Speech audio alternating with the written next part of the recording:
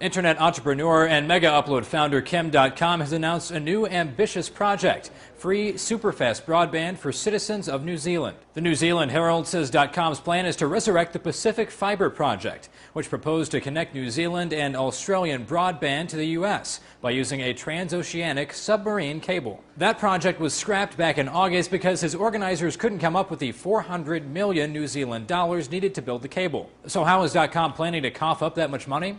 Well, his plan A is pretty traditional. He wants to draw in local investments. But it's plan B that's got people talking, a plan to sue the U.S. government and Hollywood. Back in January, New Zealand police arrested Dotcom after the U.S. Department of Justice indicted him and other mega upload employees with racketeering and conspiring to commit copyright infringement.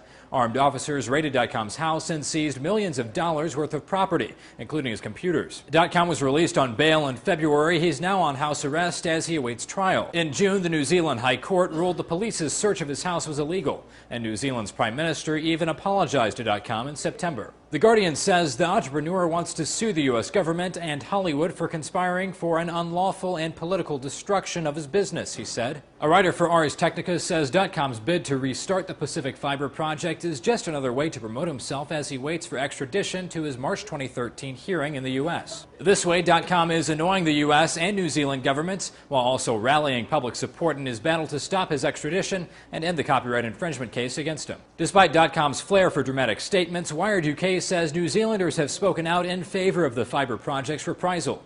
If anyone can put together a deal like this, then it would be Dotcom, says one tech expert. But Dotcom himself tells Computer World New Zealand the move isn't out of charity toward New Zealanders who are currently reliant on one international cable link to the rest of the world. His new business ventures need a second cable to service potentially millions of customers around the world.